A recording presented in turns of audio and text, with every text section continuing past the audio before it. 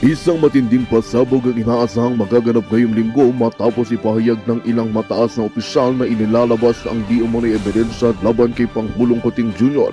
Ayon sa naturang opisyal, ang mga dokumento at video na ilalantad ay magsisilbing patunay sa mga aligasyong ng katiwalian at pag-abuso sa kapangyarihan na matagal nang ibinubunsad ng ilang sektor. Bagamat hindi pa ibinubunyag ang kabuuan nilalaman ng naturang ebidensya, umaasa ang mga mamamayan na ito na ang simula ng paglilinaw sa mga matagal ng katanungan ukol sa liderato ni Kuting Jr. Sa gitna ng tumitinding tensyon sa loob ng pamahalaan, may ilang mga nagsasabing maaari ito na ang katapusan ng kanyang administrasyon kung mapapatunayang totoo ang mga paratang. Sa kabilang banda, tinawag ng kampo ng Pangulo ang mga ulat na ito bilang bahagi ng maruming politika at paninira. Habang naghihintay ang sambayanan sa opisyal na pagbubunyag ng ebidensya, nananawagan ng ilang grupo para sa isang batas at malalim na imbestigasyon. Ipinaalala rin ng mga eksperto na ang bawat hakbang ay dapat sumunod sa proseso ng batas at konstitusyon. Patuloy naming susubaybayan ang isyong ito upang maihatid sa inyo ang totoo at makabuluhang balita. At yan nga ang balitang ating pakakatutukan. Ngunit bagong lahat, siguraduhin mag-subscribe at hit ang notification bell para sa patuloy na pagtutok sa mga silap ng bagong balita sa tunay na boses ng masa.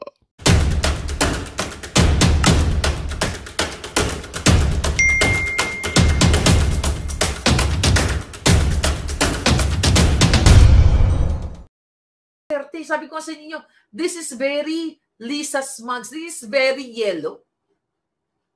Kasi yung mga budget na yan, pwede niyan i-prioritize, pero re-allocate nila sa kanilang akap-akap, sa kanilang mga tupad-tupad, sa kanilang mga ayuda, kasi nga naman gagamitin nga nila sa eleksyon, di ba? Nakikita nyo, nagmumul tour sila.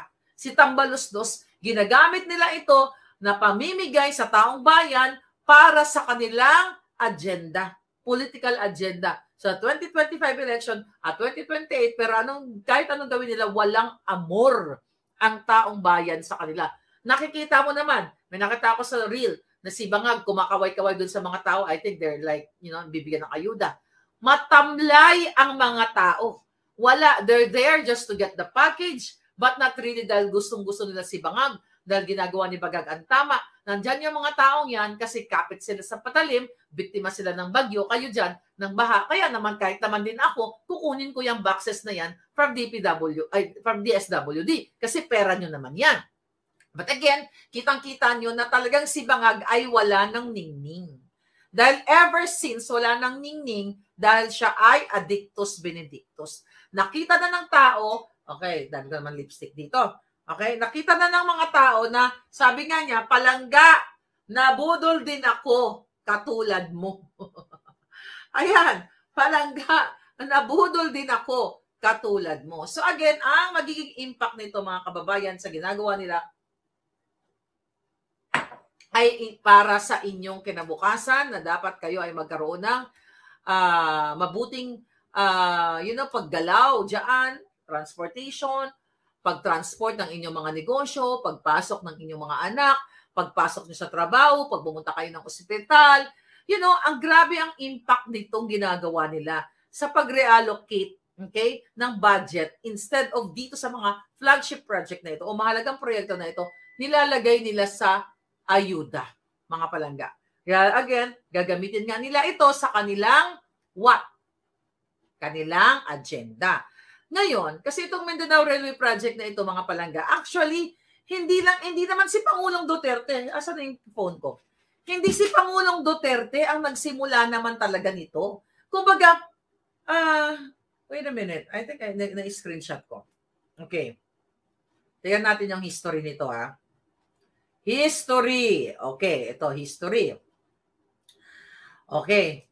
Nung panahon pa lang, sabi dito, nung panahon pa lang ni Manuel L. Quezon, ay, sabi dito, diniscuss niya na ito kay General, sabi, the President discussed with General Harrison and A.D. Williams their insights about the possibility of a Mindanao Railway Plan.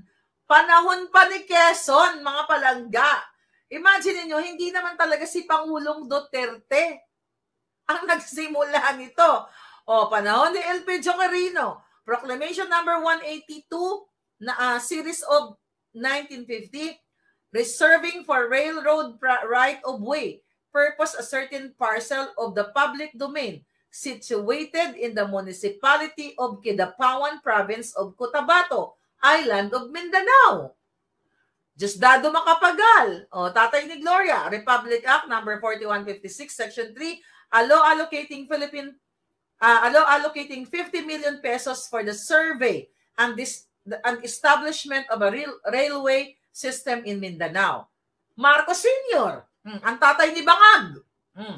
Republic Act 6366, an act to provide the rehabilitation and modernization of the Philippine National Railways. So hindi naman si Marcos Sr., si Diosdado Macapagal at iba pang mga leaders in the past, ang may utak nito, si Quezon nga, actually, ang unang-una. Diba? So this is not about kung sino ang utak. Even panahon ni Corazon Aquino, meron siyang pinush na House Bill 3788, an act recreating the Mindanao Railway Authority. Si Ramos, ayan, meron din. Si Estrada, si Macapagal Arroyo, si Benigno Aquino, si Rodrigo Duterte. And now ngayon, si Marcos Jr., Nung una, sabi niya talagang itutuloy niya yung flagship na ito. Maghahanap daw siya ng mga financing sources para ma-implement ang railway project na ito. Ito nga yung mga investors. Mga kababayan, hindi niya na kailangan maghanap.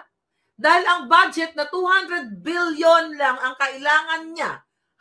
Hindi niya na kailangan utangin pa o maghanap ng investors sa China o kung saan pa man. Dahil yung almost 600 billion inilagay nila sa ayuda. Diba? Kasi nga, ang maalala ng taong bayan, kasi galing kay Duterte, build. Pero ang totoo, hindi yan kay Duterte. Nabasa nyo, narinig nyo naman. Hindi ito para kay Duterte. Ito ay para sa lahat ng tao. Hindi lang mga taga Mindanao. Kasi kayo mga palangga ko, kahit man sa Ilocano man kayo, Bicolano man kayo, di ba? Pumupunta kayo sa Mindanao, nagbabakasyon kayo. Di ba? Maganda ko ang ating, rail transit is moderno, katulad ng mga like Europa, Hong Kong, Amerika, kung saan pa man. Di ba? Hindi ba dapat maging proud ang lahat ng leaders kung sino man yung bangag ka man, di ba? O addictus ka man, Pilipino po ang magbibitbit nito kasi ang purpose nito, mga kababayan, mapabilis ang transaksyon lahat. Mapamura ang mga bilihin. Bakit?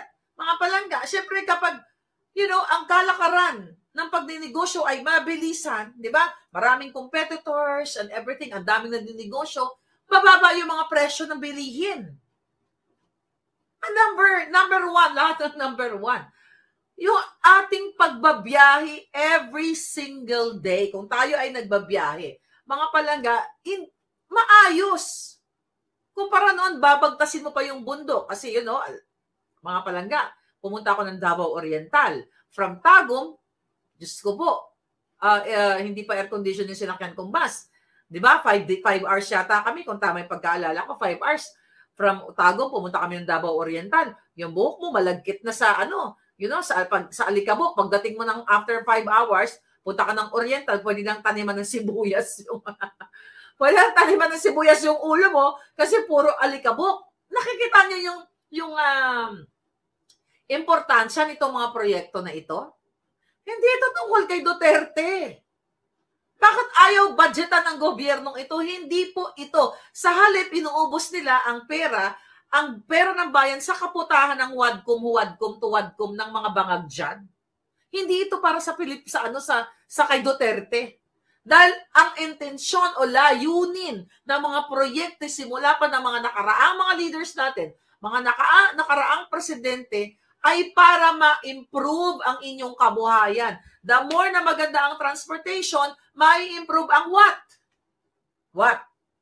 Ekonomiya at turismo. Maraming pupunta sa atin na iba't ibang mga lahi. So with that, yayaman ang Pilipinas. Diba? Pagdating sa turismo. Pero hindi kaya yayaman ng Pilipinas. Takot dahil mga tao pumunta sa atin dahil ang presidente ay pulboronic, bangag. Tignan nyo ang crime ngayon. Kaliwat kanan. Even sa report, isingit ko lang, ang mga journalist, okay? ang mga reporters na ginugurgor, hindi lang natin alam, na ginugurgor sa panahon ni Marcos. And even now, tayo ay, kung di ako nagkakamali, pangwalo sa buong mundo ng delikadong puntahan ng mga mamamahayag. Okay? Kaya nga, di ba? Kaya nga ako sinusuppress ng mga yan. Like kayo, di ba? Kasi anytime, pwede kang gurgurin dito sa Bangag administration na ito. Talamak. So, sino ang, na-segue ko lang. Pero, ang makikinabang nitong railway project na ito, mga kababayan, kayo. Ekonomiya, turismo, yung mga anak na lahat. Pero bakit ayaw alit budgetan ni Bangag Jr.? Kasi ang bobo ng putang ina. Akala niya na ito ay matutuwa ang mga tao kasi ang tawag dito? May mga tumatawag, di ba? May mga naniningil. Naniningil ng 5-6, panyeta. Oh. Imagine mo, yung phase 1, Phase 1 Tagum to, Digos? Oh, dapat tapos na yan ngayon. Di ba? Kasi 2024 na. Pinangako ni Bangag yan eh. Di ba? Pinangako niya. Ang unang budget lang dyan, mga palangga, 81. Yung initial budget lang yan, 81 billion nga lang eh. Pero saan napunta pera nyo? Sa mga buwaka ng inang, nila Abante, nila Kimbo, nila Tambalos, Los Martin Romualdez, nila Saldico, lahat yung mga buwaka ng inang yan ay pinangbibili nila ng kanilang mga luxury items, luxury bags, luxury car, high-end cars. Kaya ayaw budgetan ng Bangag administration itong proyektong ito na makikinabang ang pangkalahatan, mapapilipino man, mapaturista na makakapag-ambag sa atin para sa ating ekonomiya. Wala talaga. Kasi tapos na yan, mga palangga. Ang target niyan, kung maalala ko lang, mga palangga, okay? Dapat 2023, yun nga, 2023, tapos na yan. Yun ang target date ni Pangulong Duterte. 2022, nawala siya, di ba? I mean, tapos na yung kanyang termino. Umaasa si Inday, kaya nakipag-partner si Inday sa Jutang Ginimes na unit team Bangag na yan, dahil gusto nga ni Inday ituloy yung mga proyekto na hindi para sa pamilya nila, para sa atin lahat. Tapos na po ang pagpaplano dyan, feasibility study, natapos na yan. Na-aprobahan na yan noong panahon pa ni Pangulong Duterte. Yung mga right-of-way acquisition, chuchu nila, mga palangga, tapos na lahat yan. Kaya nga nalaman nila na based on that feasibility study, na sa 2023, was it 2023? Yeah, 2023 ay matatapos na dapat yung proyekto na yan. Kasi naaral na nila lahat yan. Yung kung paano ang paggawa or yung timeline, di ba, palangga? Hi Mel, dyan sa TikTok. So napag-aralan na yan, mga kababayan. Lahat ng panganahon ni Duterte, ang gagawin na lang sana ni Bangag ay i-implement na lang. Gagawin na lang. Kasi nagawa na lahat. Study, chuchu, ito timeline, ito gagawin natin. Papatayo natin yung mga kable, dada. Pero sa pailalim ng Bangag na administrasyon, mga kababayan, ay what? Kailangan pa daw i-check, repasuhin ang mga batas, chuchu, ang mga panukala, di ba? Kaya walang budget. Kaya kasi, ang budget for that, 81 billion lang. Pinapunta sa ayuda o pinunta sa kanilang bulsa. Yan ang katotohanan yan. Kasi originally, may kausap na ang gobyerno natin, mga kababayan, na investor sa China. Na sila ang magpupondo dyan. Pero sa panahon ni Bangag, dahil nga sa ating relationship within China and the Philippines, dahil gusto ni Bangag Jr. na tumalon sa Rubicon River para makapag-bang-bang-bang-bang yung hayop na yan. Diba? Kailangan i-assess natin, i-reassess natin, sabi ni Bangag, kung kailangan, hanapan natin ng pondo at kailangan i-review natin yung feasibility study. Tapos na nga, napag-aralan na, approve, check, plangak. Pero dahil vindictive politics ang ginagawa o paghihiganti sa dating Pangulong Duterte na wala namang ginawa sa kanila, kundi tinulungan pa sila ng mga Duterte kung paano muli na makilala ng mga Pilipino na iboto, although hindi naman talaga 31 million ang kanyang votes, eto ang kanilang kapalit. Paghihiganti sa akin, sa Pangulong Duterte, sa lahat ng mga sumuporta nila. Sumuporta sa kanila. Kaya ito yung reason kung bakit yan ay delayed projects. Kasi ayaw nila yang gawin. Hindi nila priority yan. Ang priority ni Bangag, magnakaw, magpulburon, mag-concert, mag-travel, mag-swinger, mag-swing sila dyan, mag-tsuktsakan, o kung ano pa man. Kasi sa kadahilanan, mga kapalangga, politika lahat. Inday Sara, gibain. Padampot si Quiboloy, padampot si Duterte, kasuhan si Maharlika, kasuhan ang lahat ng mga magsasalita na kritiko, takutin ng mga putang inang katulad ng mga alipores ni Lisa para hindi na tayo magsalita. Pero hindi si Maharlika matatakot sa panghaharas ng mga jutang ginimis na ito, pagpapal ng iba't ibang mga kaso, mga proxy cases. Kaya ganito po ang nangyayari sa bayan. Duwag si Marcos Jr. at si Risa Tanas. Ayaw humarap. Akala ko ba kakasuhan nila ako nung pinakalat ko ang video na authenticated na si Marcos ay isang addictus benedictus. Hindi nila kayang magkaso on their own, kaya gumagamit sila ng tao para magkaso laban sa akin. Proxy cases ang mga yan. Kunyari, hindi pumapatol ang mga Marcos, pero ang pondo ng pera ninyo, mga kababayan, ang pera ay ginagastos sa mga fabricated crimes, fabricated cases, pinupondo ni Lisa Arenta Marcos, kidnapper, smuggler, Bangag Jr. para tumahimik si Maharlika.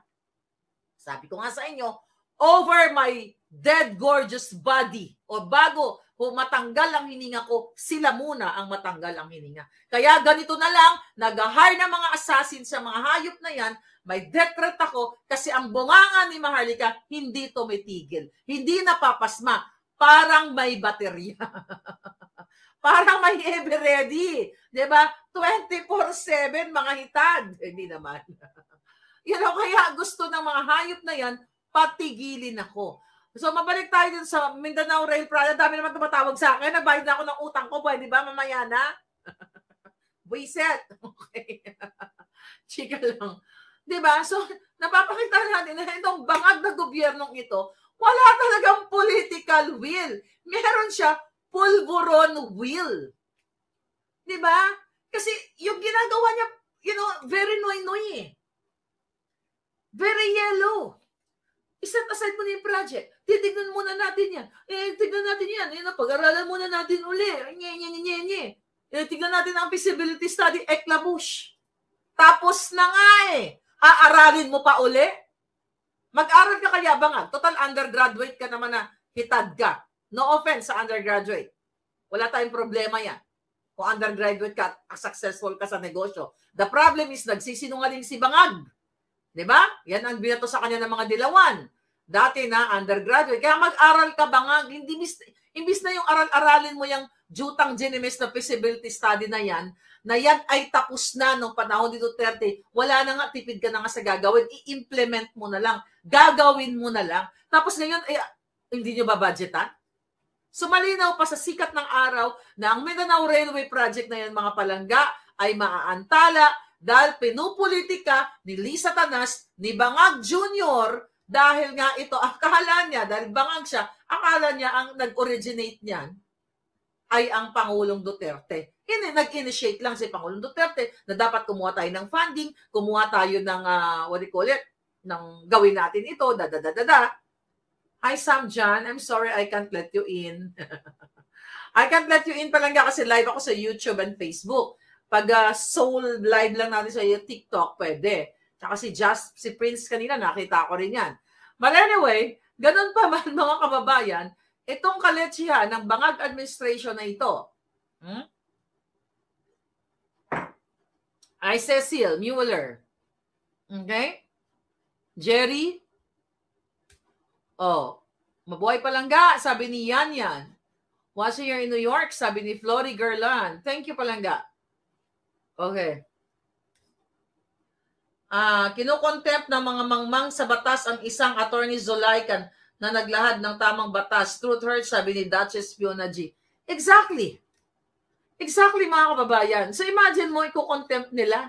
Tapos nakita ko sa TikTok, nag-ano pa si Akop, nag-fist bump, ganun-ganun pa sila, ganun-ganun pa si nagganunan si Franz Castro na ba successful napakontempt natin. Ganun ka-demonyo yung mga yan. Kaya nga sabi ko sa inyo, you have to act now.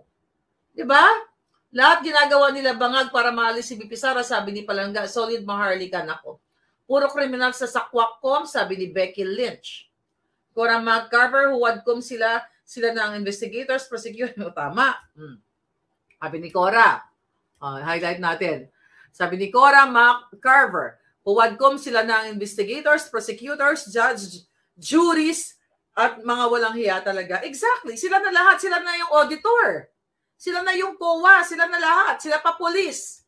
Di ba kaya dapat talaga buwagin na yan, mga palangga? Sabi ni Bobby Marino, nga palangga, no? Please wag kang mapagod na kalampagin ng mga buhayang salot sa bayan. Mabuhay at magpalain ka, palangga. Salamat, palangga. Kawawa talaga ang atang bayan, sabi ni Red Dragon. Mr. Romualdez Tambi, yung hayop na yan, palangga. Kawawa kayo. Alam nyo, kung titignan ninyo, mga palangga ako, taga Mindanao, alam mo, napakagandang proyekto niyan eh. Ay, si Janice J, thank you palangga. Si Ma'am Rebecca Ugata, thank you so much. Dito sa TikTok, masyado akong maputi para ako nababad sa pulburon. Ay, yung mga bata dito ha. Alam niyo mga bata sa TikTok, makinig kayo kay Palangga Maharlika nyo o Lola Maharlika ninyo. O tita na lang, masyado naman ako matanda para maging lola sa inyo. Sabi ni Chong Tox, tama, convicted na ang husgado only sa Pinas. Itong pinagsasabi ko dito, ito, simple lang yan, okay? Sige. Yung mga dilawan o yung mga nabudol pa ni Marcos, galit kayo ka sa mga Duterte kay Inday. Gusto niyong usigin yung 125 million confidential funds. Walang problema dyan. Kung yan talaga ay napunta sa katiwalian, sige, tignan natin kung ano yung ginawa ng, kung ano yung audit ng COA. Pero that's impossible, mga kababayan. Kasi yung mga naratibo na yan, palangga, ikaw na bata ka dyan, pangbangag lang yan, panglisa yan. Ulitin ko muli, ano ba ang mahalaga sa inyo? Yung 125 million pesos o yung 1 billion a day na flood control project? Kasi kung talagang matapang kayo, para kayo sa bayan, para kayo sa future ninyo, talk about the 5,500 flood control projects. Ito, pigain nyo ng pigain ang mga buwaka ng ina sa Kongreso. Nasabihin nyo na imbestigahan dito, yung audit din nila. Bakit si Sara lang? Yan ang tignan nyo, di ba, matatalino kayo? At kung mag-agree kayo kay Bangag na dapat wag nang ituloy ang Mindanao Railway Project na yan, baliktad na ang mga bata. Mga bata, baliktad na utak ninyo. Yung railway project na yan, yung Mindanao and the Philippine National Railway sa Maynila na yan, na isinusulong ni JVRs ito. Para yan sa mga apo nyo. Para yan sa mga anak nyo, lalo yung mga bagets ito sa TikTok. Hindi yan para kay Marlica o para kay Duterte. My God, sooner or later, lilisa na kami sa mundo. It's your life. Hindi sa amin. Imagine mo, nasa hukay na kaming lahat. Ito yung mga kaigdaran ko dito. Nasa hukay na kaming lahat. Tapos what? Mayroon uli na ipapanganak na katulad ko. Tapos ito uli. Ito uli yung binabanggit ni Maharlika 2-3. Napapawad pa ulit-ulit na lang.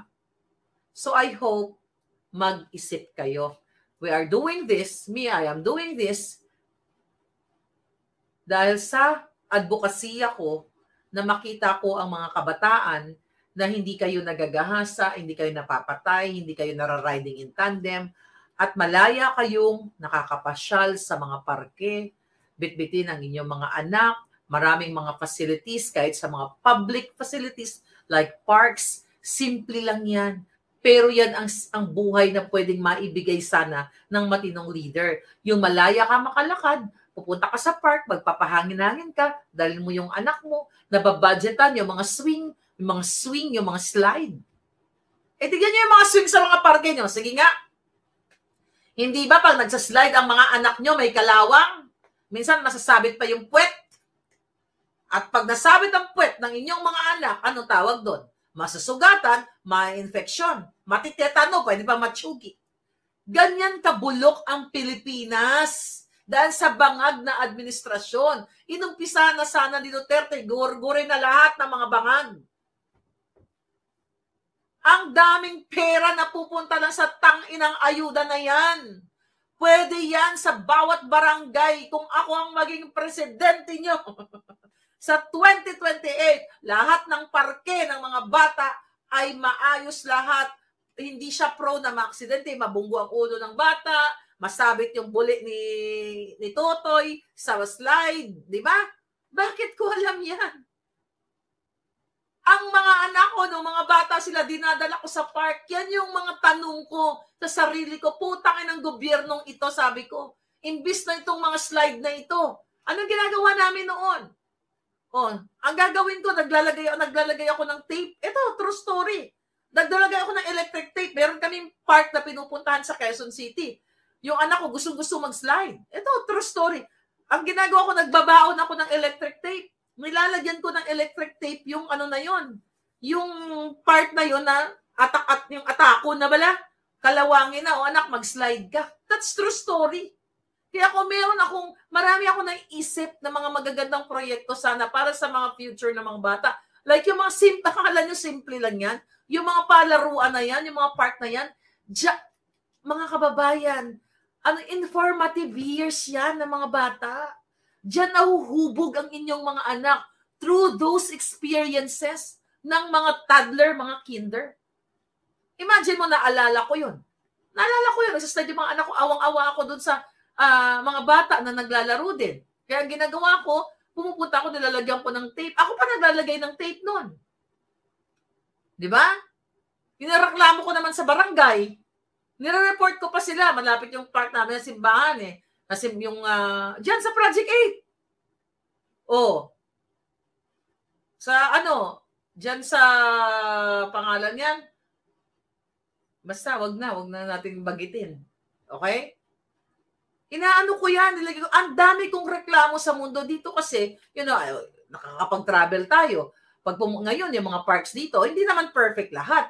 Pero may mga recreational na dapat yan ang tinututukan ng mga buwaka ng Inang Huwad Committee na yan, na dapat yan ang mga proyektong binabudgetan.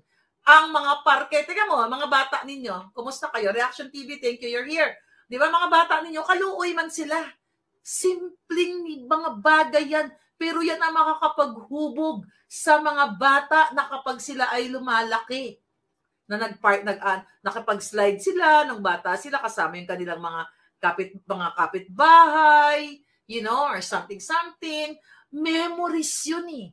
Mga fond memories yun nung bata ka. Tignan mo, naalala ko, dadala ako ng electric tape para yung anak ko makaslide. May moment pa na yung park, di ba, may tubig, may something.